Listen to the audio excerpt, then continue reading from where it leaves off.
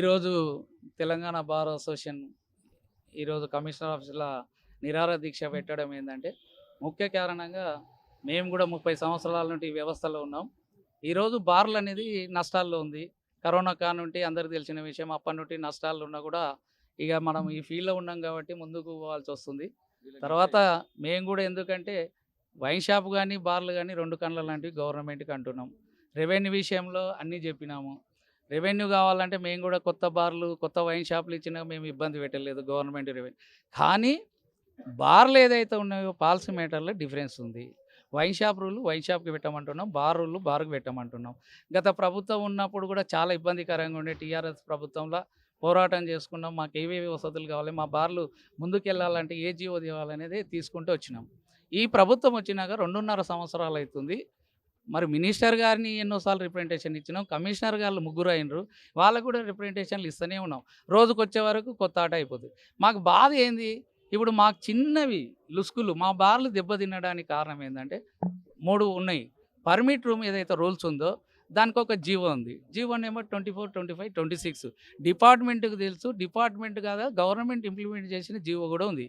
ఆ జీవోలో ఏముంది, ఏది నిలబడే తాగిపోవాలి, గరీబుల గురించి అది కుర్చీలు బెంచీలు వేయకూడదు, ఈ స్టాండింగ్లన్నీ పోవాలి, తినుబండారాలు ఉండకూడదు, ఇవన్నీ రూల్ ఉంది. 500 అంటే 1000 స్క్వేర్ మీటర్లనే ఉండాలి, అంటే 100 స్క్వేర్ల మీటర్లనే ఉండాలి రూల్ అది. ఇవాళ ప్రభుత్వం ఏంది, మా బార్లు ఇదంటే వైన్ షాప్లో కొత్త వాళ్ళు వేస్తున్నారు, టెండర్లు వేస్తున్నారు.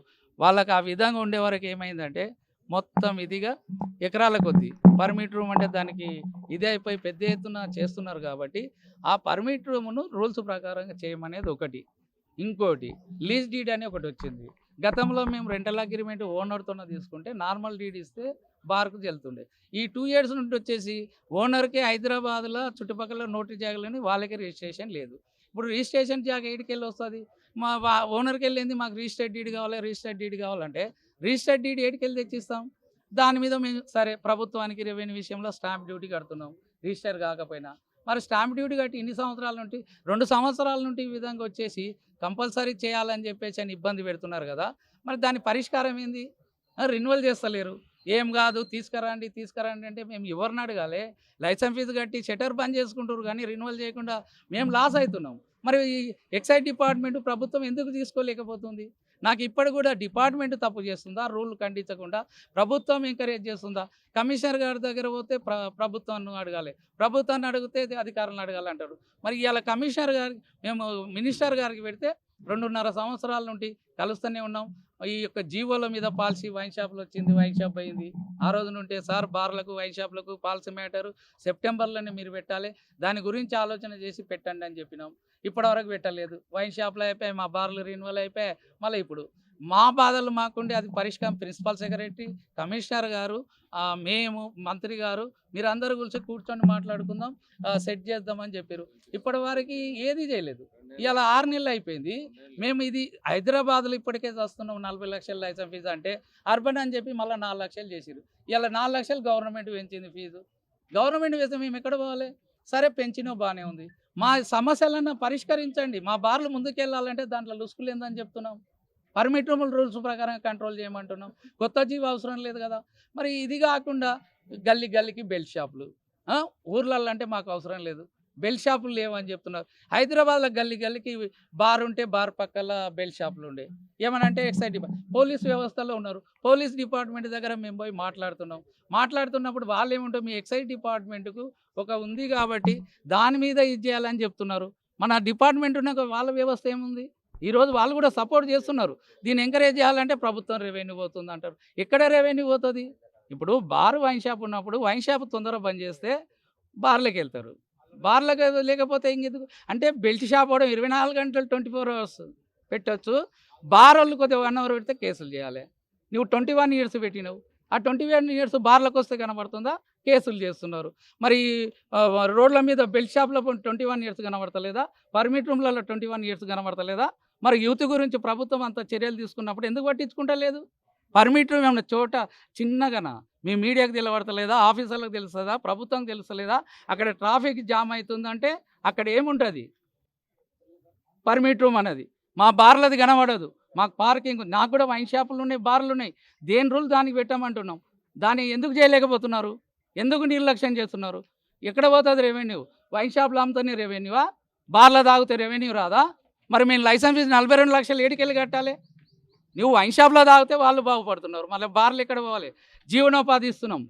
ఈ జీవనోపాధి మరి ప్రభుత్వం ఇయ్యింది. మేము 30 సంవత్సరాలు ఉంటున్నాం, మరి 30 మందికి జీవనోపాధి ఇస్తున్నాం. ఈఎస్ఐ కడుతున్నాం, పిఎఫ్ కడుతున్నాం, రెంటల్ ట్రేడ్ లైసెన్స్ కడుతున్నాం, ఫుడ్ లైసెన్స్ కడుతున్నాం, అన్ని లైసెన్సులు మాకున్నాయి. మరి ఎందుకు నిర్లక్ష్యం? ఇవాళ మళ్ళీ వచ్చి కొత్తగా ఇది ఒక గ్యాస్ ప్రాబ్లం వచ్చింది. మేము గ్యాస్ ప్రాబ్లం వచ్చిన రెస్టారెంట్ అయితే నడపాలి కదా, ఎవరు పట్టించుకుంటున్నారు? ఇలా మా బాధ ఎవరికి చెప్పుకోవాలి? 2.5 సంవత్సరాలు అయింది గవర్నమెంట్ వచ్చేసి. మినిస్టర్ దగ్గర ఎన్ని రిప్రజెంటేషన్లు ఇచ్చినాం, కమిషనర్ దగ్గర ఎన్ని రిప్రజెంటేషన్లు ఇచ్చినాం. ఇవ్వాలా రేపు అంటే మేము సచ్చిన తర్వాత పాలసీ వస్తుందా? ఎందుకు మాట్లాడలేకపోతున్నారు? ఇది సెస్ అనేది పెట్టిరు, బాగానే ఉంది. ఆ సెస్ అనేది బిల్లులు ఏమంటున్నాం, అది రాదు. ఈ టర్న్ ఓవర్ ట్యాక్స్ అది స్పెషల్ మార్జిన్ అని వస్తుంది, దానికి ఎందుకు ఇవ్వలేకపోతున్నారు? ఈ డిపార్ట్మెంట్ ఇది రెవెన్యూ కావాలంటే మేము రెవెన్యూ ఎన్నిక రెడీగా ఉన్నాం. డిపార్ట్మెంట్ కడుతుందా?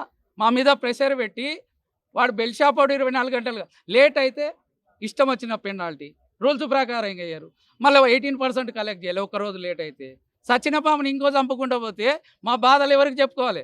ప్రభుత్వం ఎందుకు నిర్లక్ష్యం చేస్తుంది? మినిస్టర్ గారు ఎందుకు నిర్లక్ష్యం చేస్తున్నారు? మొన్నసారి మినిస్టర్ దగ్గర కూర్చున్నాం, ఆ రోజు కూర్చుంటే ఆ రోజు ఏమన్నారు?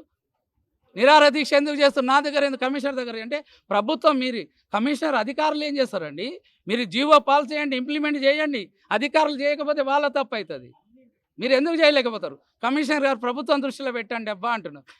ఏది రిజిస్టర్డ్ డీడీ గురించి ఇప్పటివరకు చిన్న సమస్య అది కాకపోయా మేమేమంటున్నాం, గల్లీకి బెల్ షాపులు ఉన్నాయి. హైదరాబాద్లో బార్లు ఉన్న దగ్గర, వరంగల్లో కానీ నిజామాబాద్ పల్లెటూర్లలో ఉంటే మాకు సంబంధం లేదు. బార్లు ఉన్న దగ్గర ఎందుకు నిషేధించలేకపోతున్నారు? వైన్ షాప్ 11 గంటలకు బంద్ కాగానే 24 అవర్స్ బెల్ షాప్లో పోతే మా బార్లకు వచ్చే కస్టమర్ లేరు. మేము రెంట్ కట్టాలా? నీవు లీజ్ డీడ్ పెట్టినావు, ₹1,00,000 ప్రభుత్వానికి రెవెన్యూ ప్రాబ్లం ఉందా? ₹1,00,000 రెంటల్ ఇస్తే 3 లక్షలు 4 లక్షలు ఉంటే లేకపోతే కాల్ చేయమంటుండు. అంటే మా ఇద్దరు గొడవ పెడుతున్నారు. దానివల్ల ప్రభుత్వానికి ఏమన్నా సంబంధమా? అధికారులు సిఐ దగ్గర పోతే డీసీలు అంటే వాళ్ళకి రూల్ తెలియదా?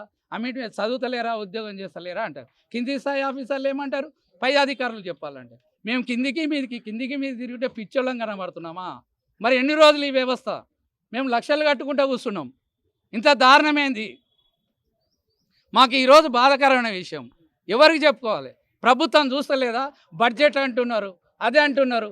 మరి ఈరోజు ప్రభుత్వం నడవాలంటే ఆటో లాంటిది రిజిస్ట్రేషన్ స్టాంపు మా ఎక్సైజ్ డిపార్ట్మెంట్. చిన్న పౌరుడు ఆయన తెలుస్తాడు, చదువున్న కాడి నుంచి చదువు లేని కాడికి కూడా తెలుస్తుంది. మరి ఎందుకు నిర్లక్ష్యం చేస్తున్నారు? అంటే బార్ అంటే చిన్న చూపా? పనికిరాని కొడుకులు వీరు, మేము బెదిరిస్తే కడతారు వీళ్ళు. భయపెట్టించి లాఠీ చార్జీ. ఏమైంది? సిఐలు ఏమైంది? కడతలేవా? ఏ బంద్ చేస్తావు నువ్వు? బ్యాంక్ గ్యారంటీ ఇచ్చినాం మేము. నీకు రూల్ ఎక్కడిది? లైసెన్స్ ఫీజు కట్టకపోతే నువ్వు పోయి షాప్ బంద్ చేసే హక్కు నీకుందా? బ్యాంక్ గ్యారంటీ నువ్వు జప్తీ చేస్తున్నావు, కనబడట్లేదా? ఎందుకు లైసెన్సులను ఇబ్బంది పెడుతున్నారు? ఇవాళ 1800 బార్లు, ఇంతకుముందే సార్ బార్లు ఎక్కువ ఉన్నాయి ఇయ్యకండి అని చెప్పినాం. రెవెన్యూ కాబట్టి ఇవాళ మేము అబ్జెక్షన్ చెప్పలే, దానికి డిస్టెన్స్ పెట్టమంటున్నాం. నేను 30 ఏళ్ళ నుండి నా బార్ అక్కడ ఉంటే పక్కలో తీసుకొచ్చి వైన్ షాప్ పెడతాడు, కొత్త బార్ వస్తే పక్కలో పెడతాడు. ఇంతకుముందు 100 స్క్వేర్ మీటర్లు డిఫరెన్స్ ఉండే, మొత్తం తీసేసిండ్రు. అంటే మేము కొట్టుకోవాలన్నా? అంటే పోటాపోటీ. గతంలో ఈ పెద్ద పెద్ద మేధావులు డిస్టిలరీలు ఉన్నారు, ఇవాళ వచ్చిర్రు ఇన్వాయిస్ రేటు కమ్మిండ్రు. ఎంఆర్పి రేట్ అమ్మితే ఎక్కువ రేట్ అన్నారు, ఎంఆర్పి రేటు తక్కువ అమ్మితే కేసు లేదన్నారు. ఈరోజు బడ్జెట్ ఆ విధంగా ఉన్నందుకు ఎంఆర్పి రేట్ అమ్మనికి వచ్చారు. పెంచిన మా సొల్యూషనే కదా సార్. ఒక లైసెన్స్ ఫీజు కడుతున్నాడు, వాడు పోటా పెడుతుండ అంటే టార్గెట్ పెట్టిండ్రు. మీ టార్గెట్ అయిపోయిన తర్వాత 15% గవర్నమెంట్ రెవెన్యూ ఇవాళ మాటు అయితే కదా తీసుకోమని చెప్పినాం కదా. మేము బతుకుతాం, అడ్డగోలుగా రోడ్ల మీద పోతుంది. రెవెన్యూలో ఒక లైసెన్స్ ఫీజు కట్టి మరి ఇన్ని కోట్ల టర్న్ ఓవర్ చేస్తున్నారు. మీరు లిమిట్ పెట్టండి, తర్వాత 15% మీకు కలెక్ట్ చేయండి. ఇక మేము కదా ఇచ్చింది ఆ రోజుల్లో. మేము గవర్నమెంట్ రెవెన్యూ కొడుతున్నాం, మీకు అడ్వైస్ తీసుకోండి. గత ప్రభుత్వం ఉమ్మడి రాష్ట్రం ఉన్నప్పుడు అసోసియేషన్ కమిటీని పిలిపించి ఇగో ఈ జీవో పాలసీని తీస్తున్నాం, మీరు దీంట్లో ఏముంటాయి, ఒసుకులు దుసుకులు ఉంటాయి, 2 మావే కండ్లు, వైన్ షాప్ బార్ 2 కండ్లు కాబట్టి మా అసోసియేషన్ నిలబెట్టి ఈరోజు తెలంగాణ ప్రభుత్వం వచ్చిన తర్వాత బార్ అసోసియేషన్ అని ఒక మహాత్ముడు ఆంధ్ర అతను వచ్చి లిక్కర్ అసోసియేషన్ అని 2 విడదీసి పాలు ఇచ్చిస్తున్నాడు. మరి ఏడిపోయినారు ఇన్ని రోజులు? ఇవాళ వచ్చి మేము బార్ల గురించి ప్రాబ్లం చెప్తే నీ వైన్ షాప్లో సార్ మాకు పర్మిట్ రూమ్ పెద్దగా చేయండి, వానికి బార్ లేదు ఇది లేదు అంటే వాడు తప్పుతో పట్టిస్తే మీరు వింటారు. న్యాయధర్మం అనేది డిపార్ట్మెంట్లో లేదా, ప్రభుత్వంలో లేదా? ఎక్కడ పోతుంది న్యాయం? దీని గురించే ఈరోజు పెద్ద ఎత్తున ఈ సమావేశం చేయడానికి తెలంగాణ స్టేట్ మొత్తంలో ఇబ్బందులు ఉన్నారు. మేము అందరినీ పిలవలేదు, జిల్లా స్థాయి ప్రెసిడెంట్లు సెక్రటరీ కమిటీల వరకే పిలిచినాం. వద్దు అక్కడ బాగుండదు అని చెప్పి అసెంబ్లీ నడుస్తుంది, మనం ఒక పద్ధతి మీద పోవాలని చెప్పి అందరికి పిలిపియకుండా అంతవరకు వచ్చారు. కాబట్టి ఇప్పుడు ఒక వారం లోపల ఈ యొక్క మాది పరిష్కారం అసెంబ్లీ జీవోలు ఇవన్నీ చేయకపోతే ఇప్పుడు దండేసుకొని కూర్చున్నా. మా తెలంగాణ స్టేట్ ఆఫీసులో ఉంది, అక్కడనే నిరాహార దీక్ష చేస్తా. సావడానికైనా పనిష్మెంట్ చేస్తారా చేయరా అప్పుడు చూసుకుంటా. దయచేసి ఇప్పుడు కూడా ప్రభుత్వానికి అధికారులకు ఒకటే చెప్తున్నాం, మా సమస్యలను మీరు తీసుకెళ్ళాలి, ప్రభుత్వం దృష్టిలో పెట్టండి. కమిషనర్ గారికి మాకు ఈ కమిషనర్ వచ్చినాక మంచి హెల్ప్ చేస్తున్నారు, ఆయనకు పరిధిలో ఆయన చేస్తున్నారు, ఇది ప్రభుత్వం చేయాలబ్బా, ప్రభుత్వం దృష్టిలో పెట్టండి అన్నారు. మేము మినిస్టర్ దగ్గర పోతే మాకు కేర్ చేయకపోతే మేము ఎవరిని పట్టుకోవాలి? దయచేసి ఇప్పుడైనా కమిషనర్ గారు మరి మాకు ఎందుకంటే సపోర్ట్ చేసి ప్రభుత్వం దృష్టిలో పెట్టండి, మినిస్టర్ దగ్గర పెట్టండి. మినిస్టర్ అంటే సీఎం దృష్టిలో అంటున్నారు, సీఎం గారు కూడా దీని మీద స్పందించి మేము బతుకుతున్నాం, 40 మందికి జీవనోపాధి ఇస్తున్నాం, గవర్నమెంట్కు రెవెన్యూ ఇస్తున్నాం. కాబట్టి తక్షణమే చిన్నగా ఉన్నాయి సమస్యలు, మేము రెవెన్యూ తగ్గియమని అంటలేం, మేము ముస్తామని చెప్తలేం, కట్టలేని పరిస్థితుల్లో ఉన్నాం, అందరినీ సమానంగా చూడమంటున్నాం. బార్లు వైన్ షాపులు మీకు 2 కళ్ళ లాంటివి ఇప్పుడు కూడా చెప్తున్నాం. ఇద్దరం బాగుండాలి, మేము బార్లు ఒకటే లేదు మేము కూడా వేస్తున్నాం. ఇవాళ పరిస్థితి దిగజారిపోవడానికి కారణం కొత్త వాళ్ళు టెండర్ లేనికి వస్తున్నారు. మాది డిప్పు లక్క, అది మాకు వస్తలేదు. కాబట్టి మేము 60 ఏళ్ళు వచ్చినాయి మాకు ఈ వ్యవస్థ, 30 ఏళ్ళు 35 ఏళ్ళ నుండి ఉన్నాం. మేము ఇప్పుడు దీన్ని బంద్ చేసి ఏం చేయగలుగుతాం? మాకు జీవనోపాధి కల్పండి, బార్లు బంద్ చేయండి, వైన్ షాప్లో పెట్టుకోండి, మరి అట్లా చేయండి, మరి మాకు జీవనోపాధి కల్పించండి. ఇప్పుడు కూడా తక్షణమే ఇద్దరిని చూడండి, రెవెన్యూ విషయంలో ఇద్దరం ఓకే ఉన్నాం. కాబట్టి దయచేసి ఇది పెద్ద ఎత్తున ఈ యొక్క నిర్ణయం తీసుకోవాలని చెప్పి సభాముఖంగా తెలియజేస్తున్నాను.